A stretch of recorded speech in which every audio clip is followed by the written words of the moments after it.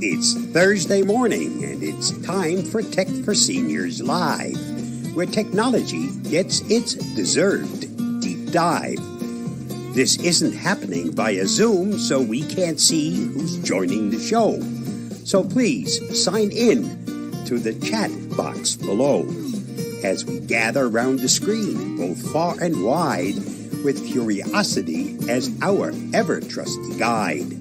We'll navigate the digital seas, a knowledgeable crew, exploring all the tech tips, both old and new.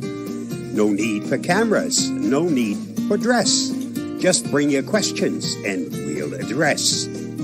From gadgets to apps and all the tech lore, we're here to help, to teach, and much more. So type away in the chat.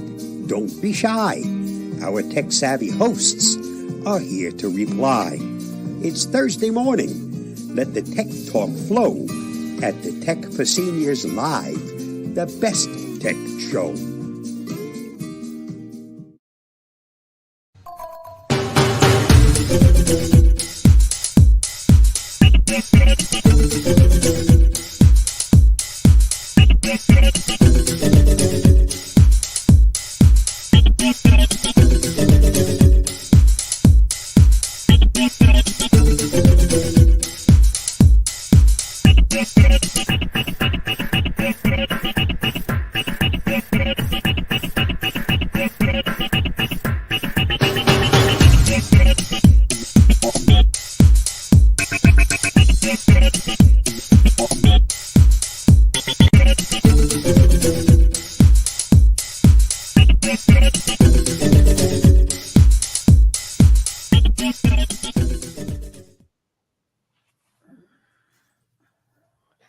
Good morning. This is Tech for Senior Live. It is August the 22nd, 2024. Summer's almost gone. I'm Ron Brown. I will be your host today for the next hour. We want to thank you so much for coming. We do appreciate you. Your time is valuable, and I think we have a great show for you today. I'm going to introduce our esteemed panel. Well, it's the same old guys that are always here, but we won't. Anyway, it's nice to say that. And I want to just remind everybody that in addition to our show today, we do have a Monday show, which of course is on Zoom, and we've been doing it for 5 years. So if you're new to the channel, you're listening, please come over. You can. I'll put our website here, and this has all the information for joining the show today. So good morning, Huey Popluck from Bradenton, Florida. How are you today? Rainy, and I'm tired. It's been a busy, very busy week for me. Had a busy week. Your AI went well yesterday, eh? You gave a talk on AI? Yeah, and then tomorrow's the AI group, Let's Talk AI, which I haven't sent my newsletter out yet. So that's what I got to get busy on this afternoon. All right.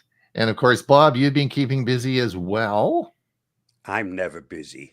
Never busy, right?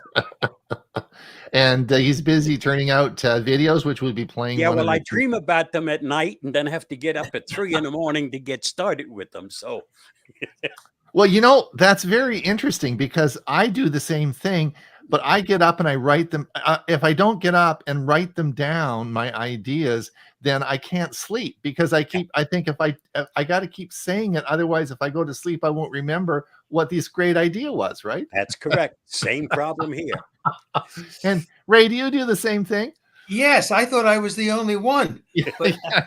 now wow, yeah. I said, well, I have two choices. I can just lay here in bed and think about it, or I can get up and do something. And I get up and do, but then I'm known to take a nap in the afternoon. So it all evens out. So we were talking before the show. People don't know this, but we were sitting around and we were a little bit late starting because we got talking about our garage door stories, and everyone has a garage door story. We should do a whole show on garage door stories. I bet you everybody has a garage door story, right? Maybe Anyway. I should make a video of mine because I still have the problem and it won't get fixed till tomorrow. Yeah, I think that might be an idea for a show. Now, also, we'd like to thank everyone for coming. And if you are out there, we'd like you to maybe put in the chat who you are, where you're from, and maybe what the weather is, any questions you have. And if you're new here, let us know because we'd like to give you a big round of applause. Huey, is anyone listening to us? Yep. Bernard from Sterling Heights Computer Club, 70 degrees and sunny. Gerald Smith, West Seattle, 60 degrees, mostly cloudy, 69 degrees today. Jeff, nice sunny summer day in Long Beach, Southern California, 74 degrees Fahrenheit. Perfect weather in a perfect country, right? Dick Vogel, good morning, gentlemen. We are looking forward to rainy, warm afternoon in Central Florida. Richard Clarkson, Southern California, 72, now going up to 89 later on. Dick Vogel, remember to click the thumbs up icon at the bottom of the screen, please. Thank you so much. Thank you, Dick. Thank you very much. All right. Well, we are going to get right in because we have a big show for you today. Lots of things to talk about, and we are going to get right into the nitty gritty. So the first article that we want to talk about, let me just bring this up, is, of course, Fitbit. And what is the story with Fitbit? And they made a big announcement. Well, they didn't make a big announcement. Let me just explain how this goes. Now, Bob's got a video we're going to play, but the article came soon after the Made by Google event on August 13th. Engadget's Sherilyn Lau interviewed Sandeep Warowach, Google's Senior Director of Product Management for Pixel Watch and Fitbit trackers. During the interview, she asked whether Fitbit would ever launch another new smartwatch. Warowach confirmed that Fitbit is done making smartwatches and will instead focus on making trackers with long battery life in minimalistic design. The Pixel Watch is our smartwatch of the portfolio. Now that led to this whole series of articles, which Bob has done a video. I'm going to just play the video and you can listen. But there's a whole bunch of stuff happened this week, and it was an interesting story as it plays out. So let me just play the video, and then we'll have any comments, and then we can move on to a couple of more things I want to talk about. All right, let me just come down here. Thanks for doing the video, Bob. And here we are, and let's watch this. This summarizes it all more than we can do in 4 minutes. So here we go. Fitbit, history or not? What are the facts? What are the rumors? What to believe and what to disregard? There has been significant speculation and rumors circulating about Google's Fitbit, particularly regarding whether the brand is being discontinued. Here's a breakdown of the current situation. Facts: continued support and development. Google has publicly denied rumors that it is discontinuing the Fitbit brand. The company has reaffirmed its commitment to Fitbit, citing ongoing support and new products in the pipeline.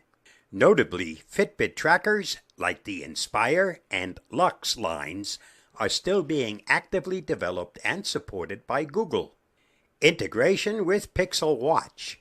Google is increasingly integrating Fitbit technology into its Pixel Watch series, which has fueled some of the speculation about the future of standalone Fitbit devices. The Pixel Watch 3, for example, incorporates advanced Fitbit technology for health tracking and other features, indicating that Fitbit's expertise remains vital within Google's broader smartwatch strategy. Product availability. While Fitbit smartwatches like the Sense 2 and Versa 4 are still available, Google's focus seems to be shifting towards the Pixel Watch as the flagship product in its wearable lineup. This has led to reduced visibility of Fitbit-branded smartwatches on Google's storefront, but they have not been officially discontinued. Rumors phasing out Fitbit. Some rumors suggested that Google might be phasing out the Fitbit brand, especially after reports of limited availability of Fitbit products and the growing prominence of the Pixel Watch. However, Google has denied these claims and continues to support the Fitbit brand. Discontinuation of smartwatches. There were specific rumors that Fitbit's Versa and Sense smartwatches were being quietly discontinued. While these models may not be at the forefront of Google's strategy anymore, they are still being sold, and Google has emphasized that it is not abandoning these products. What to believe? Trust Google's official statements. Google has consistently stated that it remains committed to Fitbit and continues to develop new products under the brand. They have also integrated Fitbit's technology deeply into the Pixel Watch, which suggests a strategic shift rather than a complete discontinuation. Disregard the notion of complete discontinuation. The idea that Fitbit is being entirely discontinued seems to be more speculation than fact. While the brand's role within Google's product ecosystem is evolving, Fitbit devices are still available, and new products are in development. In summary, while Google is shifting some focus towards the Pixel Watch, Fitbit remains a key part of its wearable strategy. Users should expect continued support for Fitbit products and future releases, but they should also be aware of the brand's evolving position within Google's broader product lineup. Stay safe, stay secure, and for additional information, take... All right. So, Huey, any comments? It is a question mark.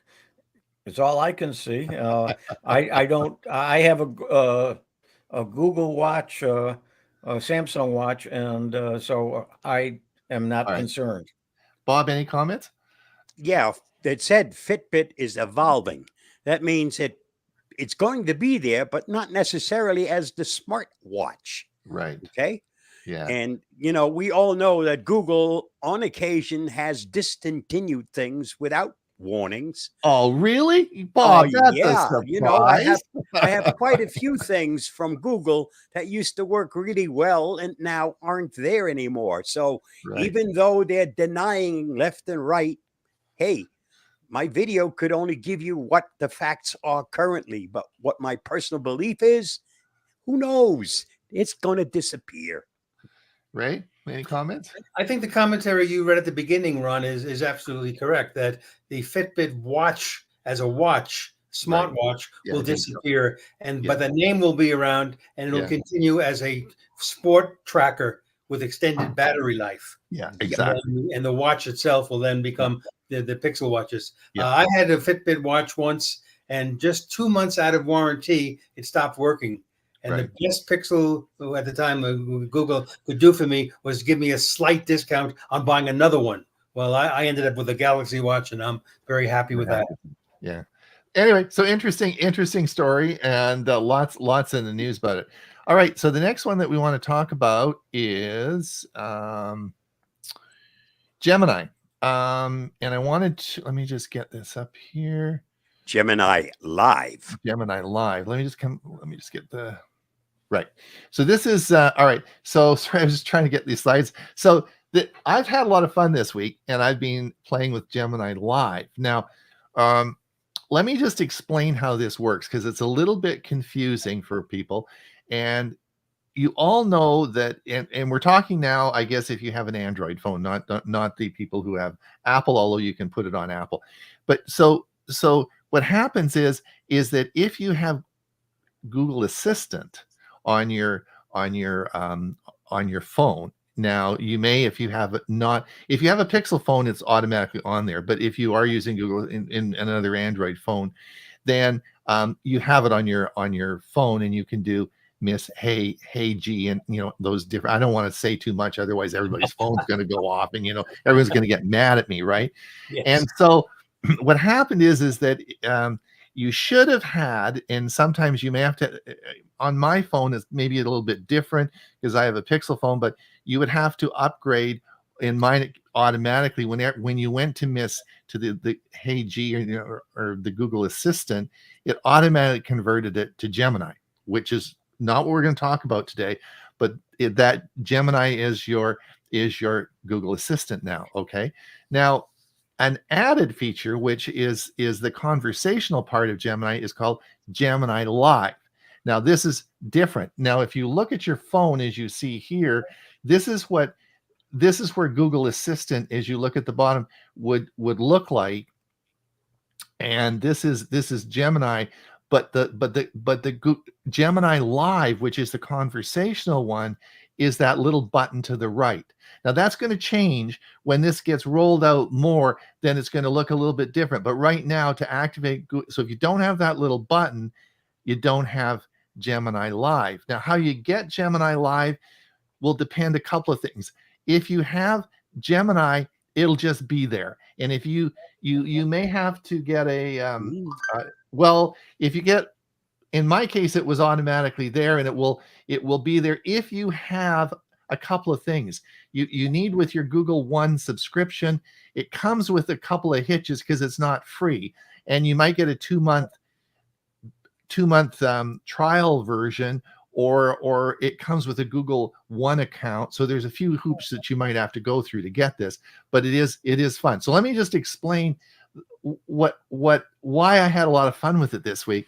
So when you initially click the button, you start talking to it, and it's like if you saw the demonstration on the Google's event recently, and I said, "Hi, who are you?" And it sort of discussed, and then I told him who I was, and then we had a little discussion, and I said, "Well, I helped produce a show called Tech for Senior." "Oh, what's that about?" It talked and it said, "What's it all about?" And I told it, and then I said, "I've been thinking about some new ideas for it and what some topics to talk about." And it started talking about different topics, and it's just like Huey and I sitting there.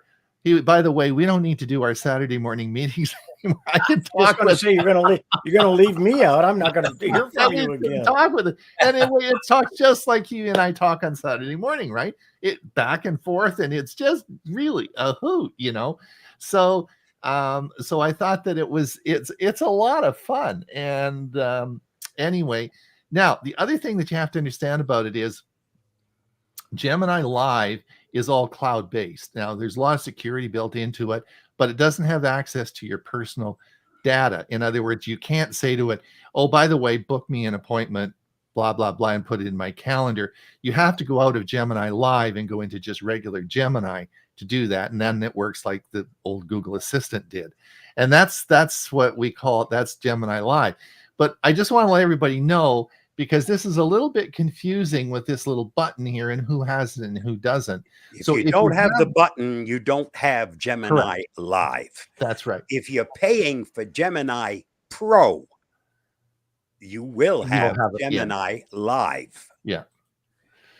And I don't know if I have it because I just got a new Pixel 8 Pro. So I don't know if I got it because that, but I also have Google One subscription. So I don't know how I got it, but I got it. And it's really a hoot. And I would recommend, if you do have it or have the opportunity to try it out for a couple of months, that you do, because it is really, you could see where this is going, particularly with Miss A device. I know it's Miss A is a different company, but man, it is so good. And it's, if you don't have a partner in the house, you now have one. Yeah. because you can have conversations with it, and it will answer your conversations. You can interrupt it. You Yeah. can change topics. You can do all kinds of things. It got Yeah. a little perturbed at me because when you originally turn it on, it's a male voice. And Yeah. I said, listen, isn't there a female voice? And it got perturbed. He said, why? What's the matter with my voice? Yeah.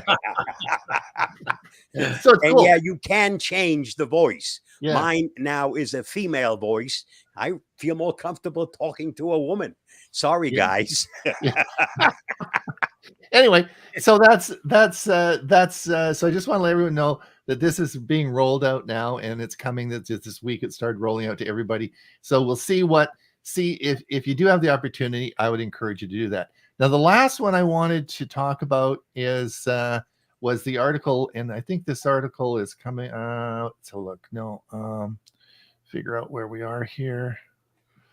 Where we go. Yeah.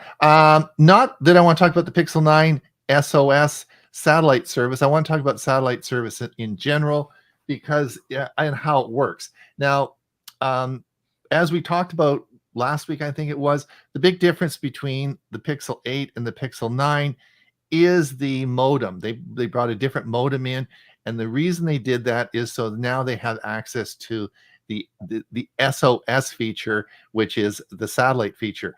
Now, I wanted just to explain, because there's a really good article that we'll be doing today, and how it works. Like, how does this all really work? And do you talk to do you simply take your phone and talk to the operator through the satellite? Like, how is this all working? Well, so that's the question that I wanted to address. And just to be brief about it, let me have a look here. P2. Your new Pixel, the built-in satellite feature, a lot like the one Apple includes in the iPhone. It also a feature that looks to be headed for a lot of other Android phones. That's cool. While nobody ever wants to need it, having it is good. It could make the difference between something terrible, like freezing atop of a mountain, or being safe at home. Now, here it is. It uses tech from a company called Skylo and Garmin. But how exactly does this work?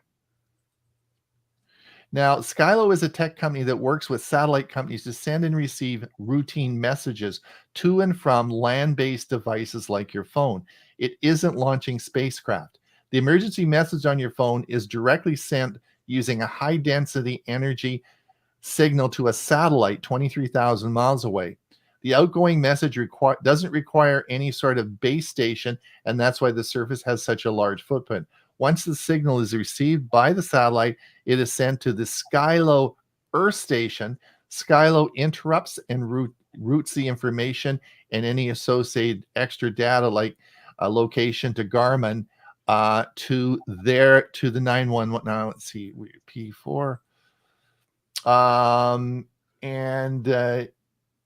And it basically, Skylo contacts the 911 service that you would use. So the idea is that either you put text information into the message that you want to send, or it'll do it automatically depending on your phone and how it works, and then it sends that information up to the satellite. You're not talking to it. It's just like a text message that goes up there, and then it goes down to Skylo. Skylo deciphers it and fires it off to the 911 calls. Okay, so it's not a two-way communication, and that's just how it works. And I wanted everybody to understand that, because I didn't know. I thought maybe you talk to 911 through satellite. I thought maybe I don't know how it works, but anyway, I thought that was interesting. And that is available now. Well, Apple's had it, and I think Samsung on their S24. Ron, isn't T-Mobile working with Musk and its satellites to do something exactly like this? I'm sure there's lots of different options, but this is a feature.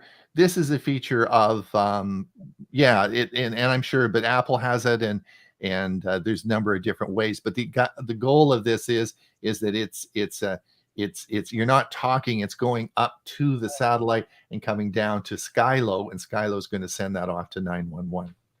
So that's how it works. And I just thought it was an interest. And there's an article, and we'll be talking about that today, and you can look at it. So interesting. And I think pretty important if you don't have cell service, and you can send a, if you're up skiing in the mountains somewhere and you don't have, and you there's an avalanche and you need to talk to, or get some information. I think there's some good stuff here. So it'll hopefully that'll work. All right, Huey, any other comments? Deb Shannon says rain, rain, rain, Dublin, Florida. Dunedin. Dunedin. Oh, okay, right. Sally, expect lots of rain with highs of 60s and 70s. Geeks on Tour, Chris and Jim, hi from the Geeks in rainy. How come you're getting all the rain? Is this a hurricane thing, Huey, or what? Depression. Just rainy. Is it a rainy season now? Is this normal? It is. Okay. Hello, Jim and Chris. Love it. Trust Google. Steve Powell, Kirkland, Washington, 62 degrees, light rain. Geeks on Tour, Starlink and T-Mobile are in talks. SOS uses geosynchronous satellites. Yes. Lots of different options. All right, let's get on with our articles. Which means I'm going. So can you follow me then, Huey, on this? We'll bring this up at the stage. Let me just come up here and make sure we don't forget to refresh, because Bob's always the last minute. Yeah, he always does that.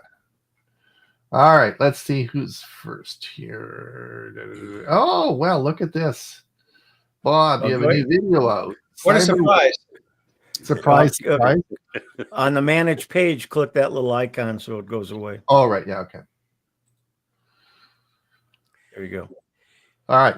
A new video, cyber warfare and state-sponsored attacks, which are more rampant now than they have ever been. And it always starts by compromising an individual.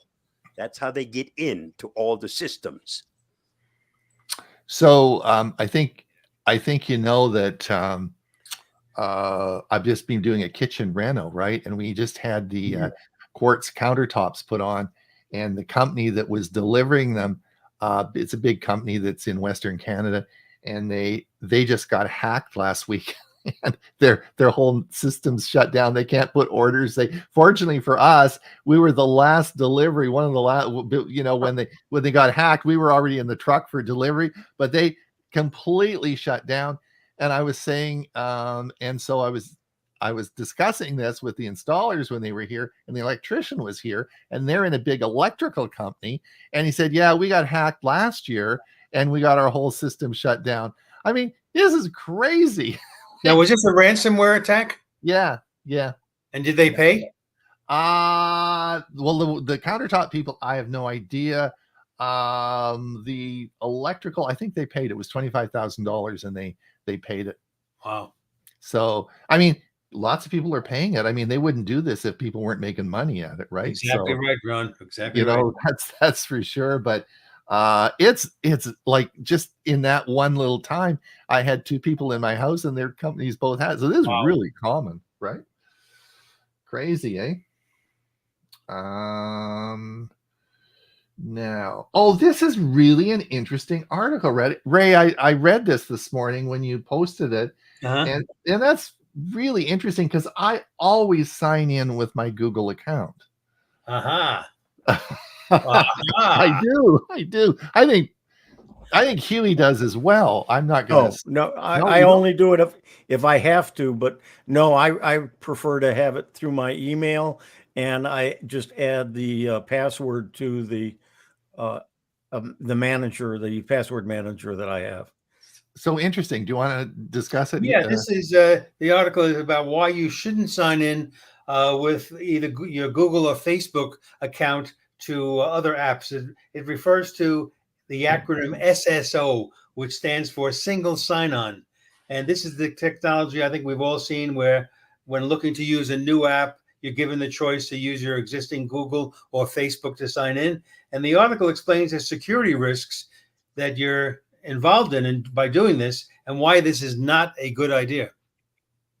So this is an interesting one to talk about for a moment.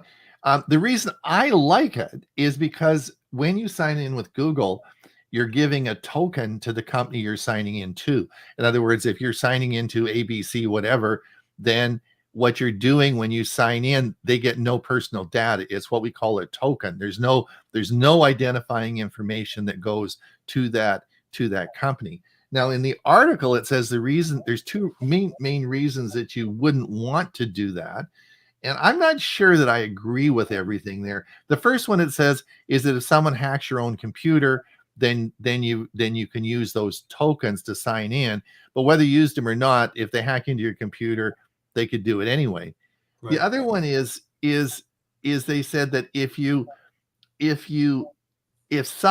Google decides tomorrow to close your account down, if they said, okay, Bob, we're taking your account away, whatever, and they shut you off, they said you wouldn't ever have any access to those that you'd signed in using tokens.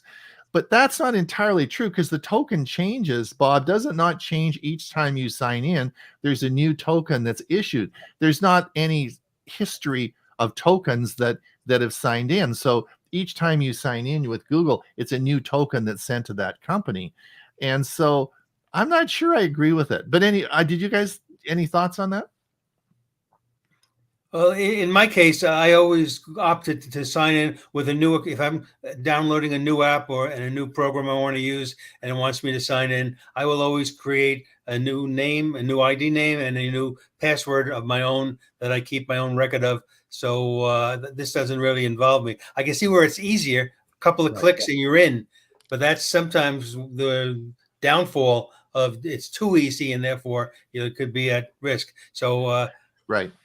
But where I do use it quite often is trying out new AI. But the second I decide I'm no longer using that AI, I go to the website for Google. There's a specific website where you can unassign yourself from that new sign in so that the company no longer has anything to do. The account just gets nixed. And also, don't forget passkeys. Remember, we can use passkeys for some of these accounts as well. So, well, interesting. I'm not entirely agreeing with the whole article, but that's my opinion, right? Yeah, that's always one person's opinion. So but a good article. And Ray, thank you so much, because I think that was a real. I really good read that right away. I did my job then. I got somebody else to read it. Yeah. I thought that was a really good article. Thanks for reading. I thought, I got to look at this one. That's a good article. I've gone to some AI websites that the only way you can sign in is with one of those kinds of sign-ins, where you have to use Google or Facebook or something else. There is no password that you use. Right. Well, it's easier for the company too, right? Yeah, because it's just a token. All right, Ray. Now, this is an interesting one. Go ahead. Well, yeah, this is talking about the new Outlook app. And I've known about this for a while. This is going to replace the old mail and calendar features that were in Windows 10 and probably even earlier than that. And they were redundant. So this is a change that made sense. But the article goes on to state that the app will also replace eventually, quote in quotation marks, the desktop version that is part of MS 365 Office, which I use every day. If you're a user like me, you may want to review this article, including the how-to with steps to configure the most important settings. Now, I'm not going to make any changes on mine until I absolutely have to, because I like the way it works now. And my attitude has always been, if it's not broken, don't fix it. Yeah, I switched to the new Outlook app, not the app, but the part of Microsoft 365. The new version, and I don't like it at all. It limits me when I do searches just to the particular account that I'm in, and I want it to search all of my accounts. And that feature is available in the regular 365. Yeah. You can say search all. You're right. I'm going to leave mine exactly the way it is and I have to, and then I may go down fighting. I just want to remind everyone, if you want to follow along the articles that we're looking at, remember that we do have we have a Facebook page. Just type in Tech for Senior and you'll come up with the Facebook page, and you can follow the articles. And just remind everyone that we put the articles in every day. So if you do want to follow along, you'll find stuff that we're interested in, and these are all the articles that we use. And we also don't get to all of them, Ron. So they really need to go to that Yep. to our Facebook page. Did you not see that I had a shorter intro this morning so we can we can get more articles done? Way to go, Ron. Way to go. I know. I'm trying hard, you guys, to get these all in. It's really a lot of work. So,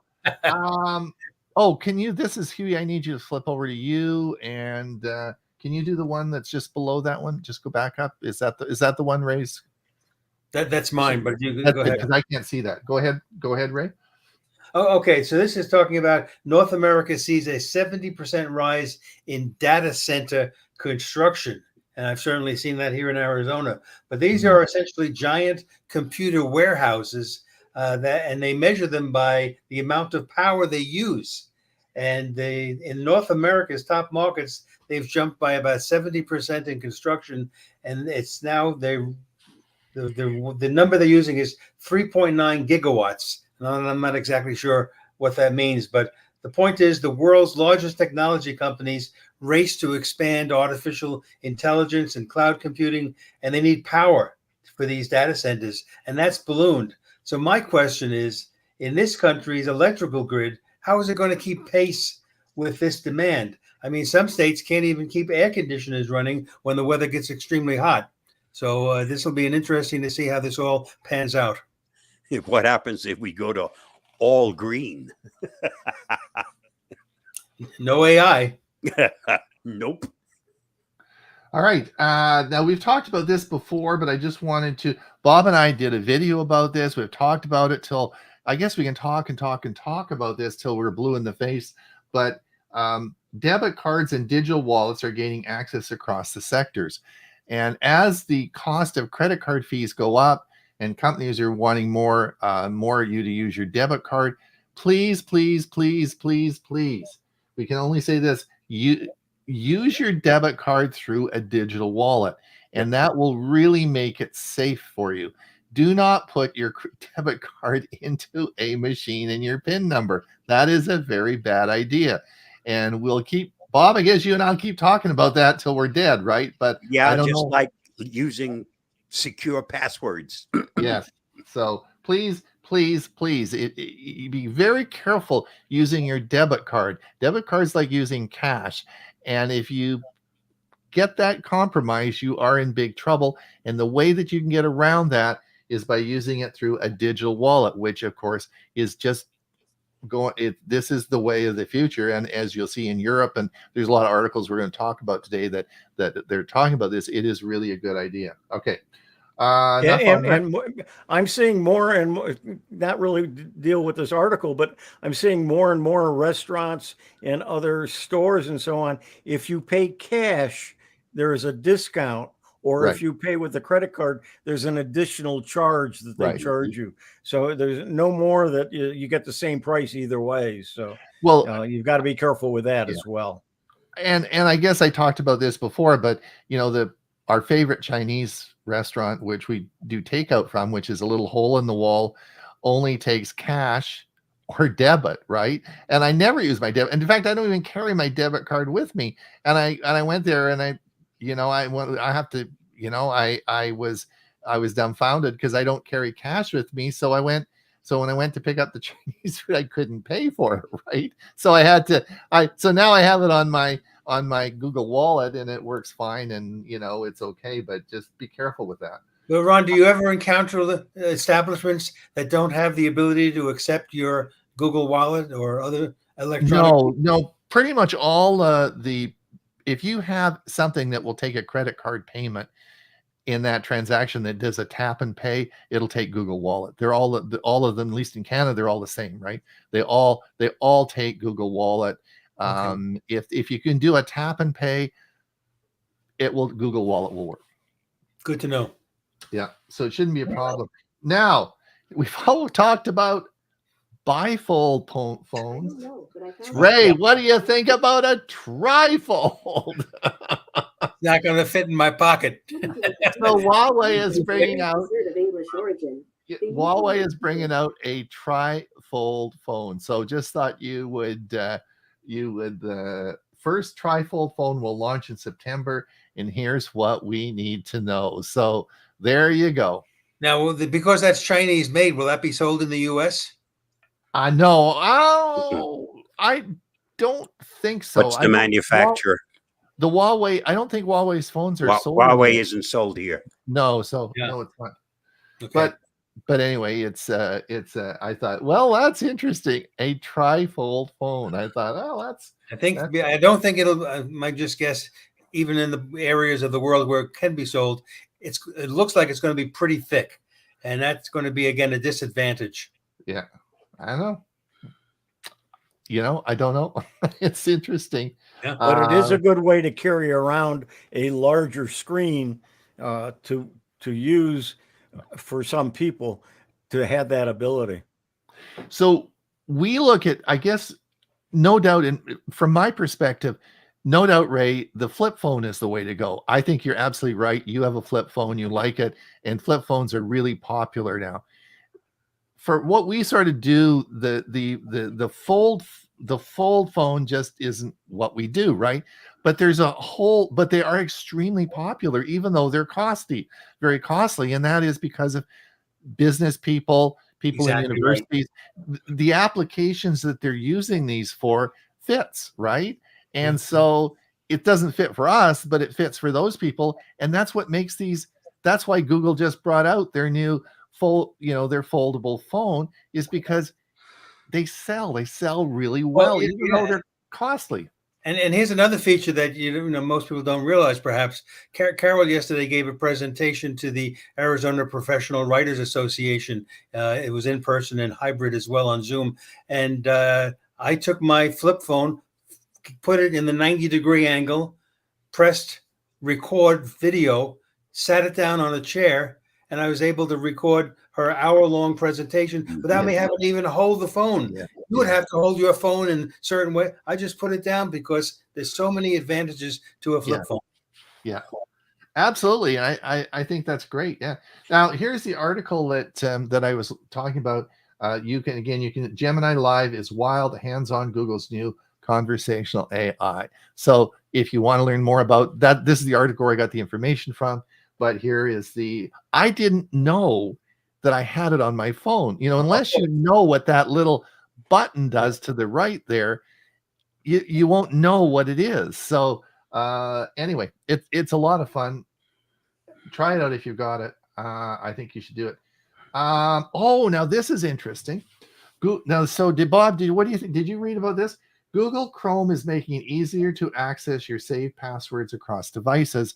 New feature coming out, and this is going to automatically sync all your devices with all your contacts, your passwords, your everything will be all the same. And I thought it did that. No, it's going to do it all, whether you don't have to choose it because it does sync now, but you have to go into settings and you have to choose what you want synced. This is going to just automatically sync them. And for me, I love that on by default instead of off. Right. Yeah, and this is coming. This is new feature coming. I like that because I have a bunch of different devices I use. I have a Chromebook, I have a phone, and I just like everything synced and it's all there. So I think it's great. Anyway, there will be people that say, "Oh, that's security issues and da da da da da," but I think that for me it works. So that's a feature coming out. So guys, what is this? This Microsoft's controversial recall feature is actually coming out in Windows 11. I thought that was dead. Do you know what's going on with that? Yeah, they're bringing it back, but in a different form, somewhat limited, and I think it's going to be an option you can choose rather than it forcing it. The default will be off instead of on. Correct. Okay. And that satisfies those that say, hey, this is an invasion. Well, you have to manually turn it on. So then Okay. it's your educated choice, not forced on you. All right. This was cool. This is not Gemini Live now. This is Gemini. And I must tell you, I use this. I don't know if it works on my PC, but I used it on my phone a couple of times this week. Gemini's helped me write, can now polish your Gmail drafts. And I got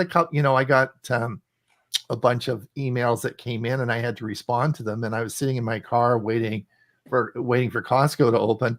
And I thought I'll just respond to them. And I was using the Gemini to respond.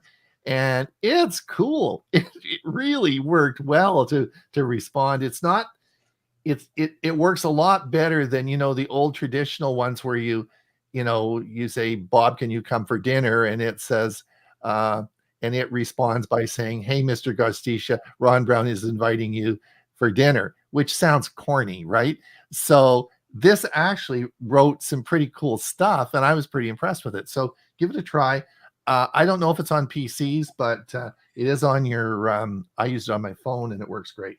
I'm still from the old school. I'll write my own emails. Same here. Well, if I don't want to write to you, then I just don't write to you. But if I'm going to write to you, it'll be from me.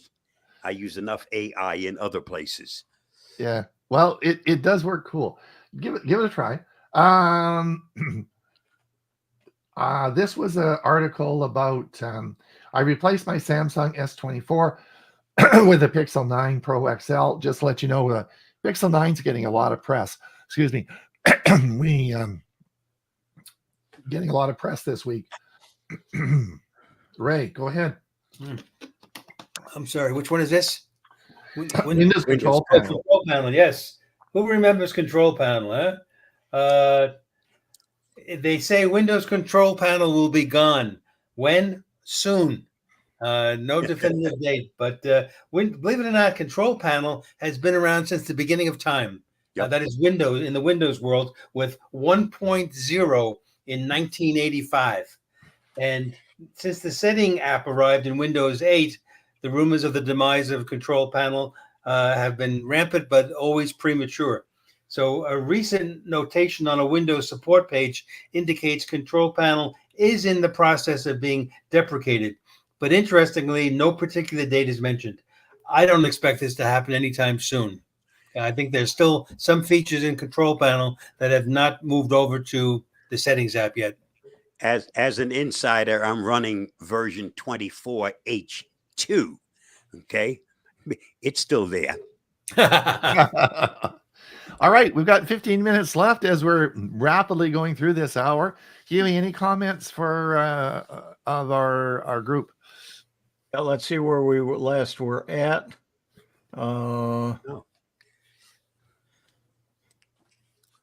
Gerald Smith, Seattle Public Library got hacked and has taken months to recover. Right. That's right. That was a big one.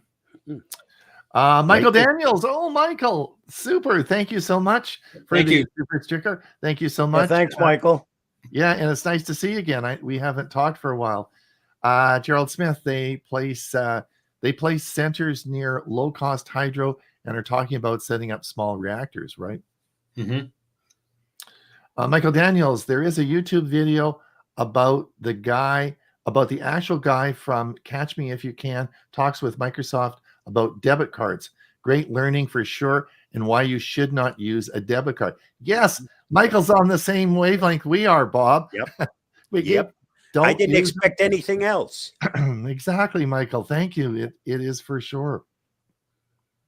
Is that it? Is that it, Huey? Yep. Yes.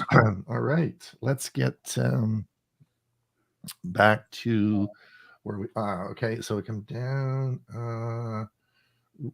Ray, let's go flip over to Huey. I don't have anything there either. Two old school giants. I don't think the image came through on that. But when was the last time you heard the names IBM or Cisco Systems mentioned in the same sentence as AI? But this article explains how both these companies really are now cashing in. IBM is providing consulting services for AI implementation, And Cisco advances with corporations now looking to switch to hyperscale data centers. Please don't ask me what a hyperscale data center is, but that's what Cisco is working on. You know, you really don't hear much about IBM anymore, do you? That's why I said, when was the last time you heard IBM mention the same thing? Yeah, that's what, Really? I thought this would be an interesting article. Oh, let me just clear my throat here.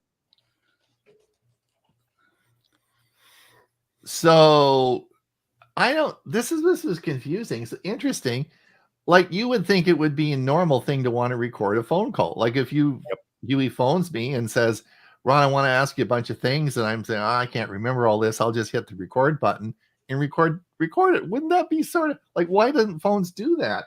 And I guess they don't do it for a lot of legal reasons. That's correct. And so Google finally lets you record call audio in the US, but only on the Pixel 9. So then I read the article, and there's a whole bunch of reasons, and it gets into third-party apps, and it goes on and on. So if you're interested in this, but I guess, can any of you, do you record your phone calls? Does anyone here? Some states have the requirement that both parties have to agree to have the conversation recorded. How would that be done with this phone? Don't know. Oh, what it does, it automatically lets the person know they're being recorded. Right. The same thing as when we start the recording on Zoom, it always says this is being recorded. And if the person doesn't want it recorded, what do they do? Leave. Yep. Okay, that's one way of doing it. Yes. Yeah, interesting. This is the article about the SOS. If you want to look at it, I'm not going to go over it, but if this is not just with Pixel 9 phones. That's how the system works. Huey. How to freeze your credit. Good point. This is a good one. Yeah, you missed one of yours. Did I? Yep, go back to mine. ATM. Do you want me to go here? Yeah, you want me to go? I'll go over to you. Okay, yeah, I got it. ATM fees are record high. So that actually feeds into the debit card thing. And so if you go to an ATM and try to get money out, and it's going to charge you a lot of money, and these fees go up and up and up, which makes people, I guess, use more and more of debit cards, which is dangerous. It's really, I'm not going to go over this again, but we've done that anyway. Just another reason to use your Google Wallet. Huey, if you are having a problem, what you want to do is freeze your credit, and you have to contact each of the three credit bureaus. This article tells you how to do it, and gives you phone numbers or addresses, I believe, to contact them and freeze your credit. It's easy to do, and it's at one time some of them had fees, but I believe now that it's free. It's free. Right. So it locks your credit, so no one can open up an account using your credit information. So it does not prevent you from using the credit you've already established. It prevents anyone, including yourself, from doing the new credit. Right. If you're going to go buy a car, for instance, you're going to unfreeze. You're going to ask them which credit bureau they're going to use. You unfreeze that one till the process is taken care of, and then you refreeze it. Correct. So this was just let everyone know, this is a feature in the United States. It is actually law that the credit cards have to do this, and it is a credit, and the credit freeze is free by law. This is not so in Canada. If you try to freeze your credit, in Canada, the Equifax or whatever will charge you a significant amount of money, and also to unfreeze it and freeze it costs you money as well, because they don't want to do it, because this is how the credit reporting companies make money selling your data. So it is that way in the United States, but not so in Canada. Interesting. Right. Different. And that's all because it's law in the United States. It was passed after the Equifax data breach. Correct. It was passed into law. This one we've covered. Pardon me? The next one that you're starting to look at there, we've already covered it. Okay. And Copilot. You missed one. Did I miss You one? missed one. Yep. All right, Go to let me go mine. over.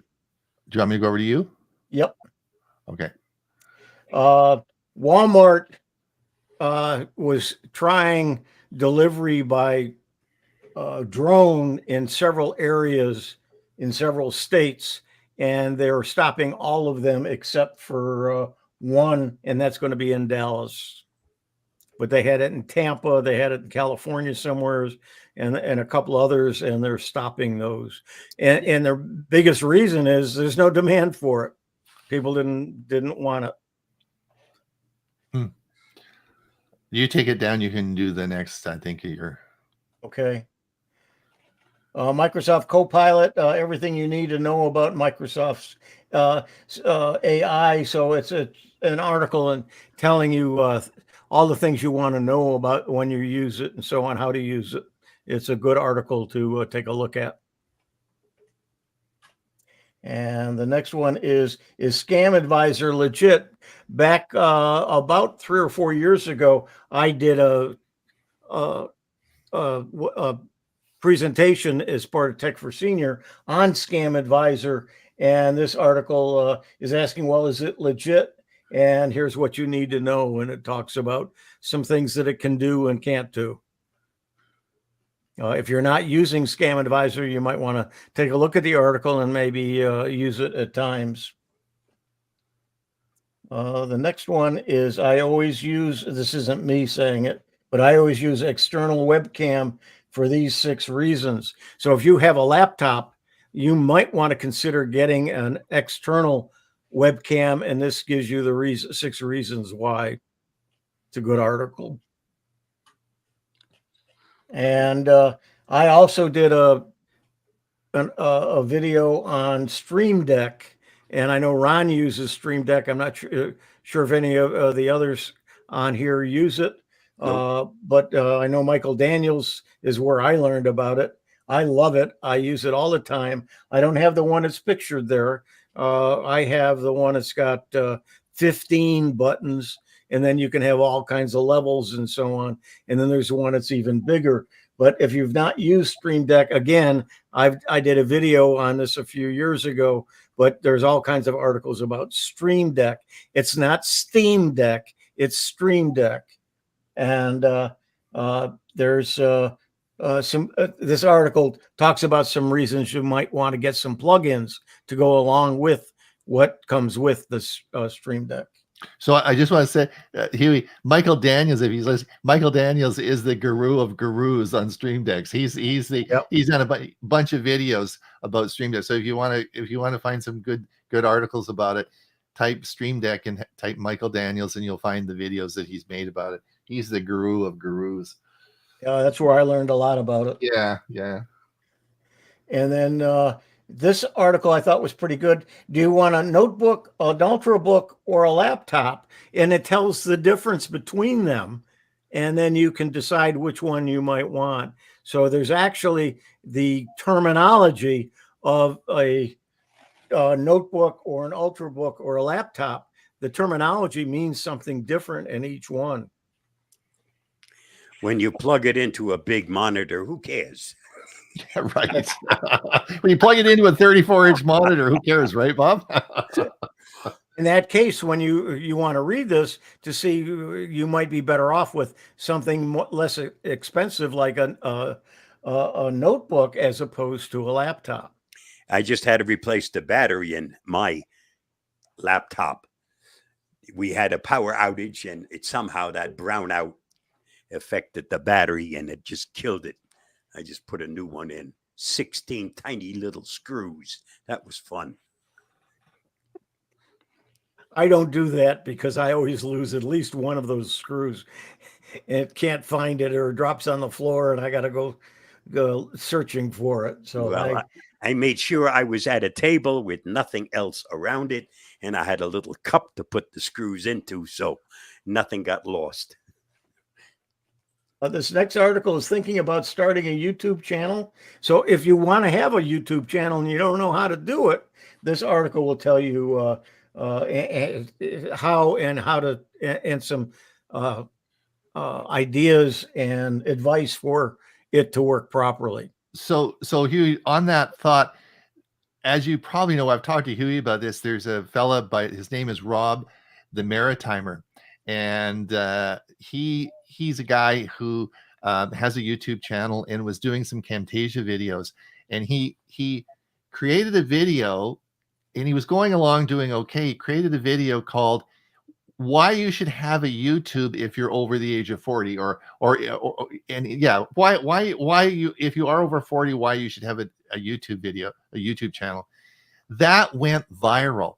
That immediately got him from 500 subscribers to 2,000 subscribers in a week. And he's now catapulted into success, right? And so all on that, over the 40, why you should have a YouTube channel. So very interesting article. Okay, we better fit in. I got 3 comments here that we better get in. Okay. Yep. Oh, are we out of the time again? Yep. I'm pretty getting there. Getting there. Gerald says they place centers near low-cost hydro and are thinking about setting up small reactors. Yes. We have Michael Daniels there. We have a Facebook data center that just opened, a huge facility. Michael Daniels says there is a YouTube video about the actual guy from Catch Me If You Can talks with Microsoft about debit cards. Great learning for, yeah. Why you should not use the debit card. Thank you very much for the shout out. I do love my Stream Deck. Michael he does. I think he sleeps with his Stream Deck. He loves that Stream Deck. I wonder if he's got any special buttons for when it's time to get up, when it's time to go to sleep. Oh, he's got everything in his house programmed on that darn thing. It's truly amazing what you can do. The perfect prompt.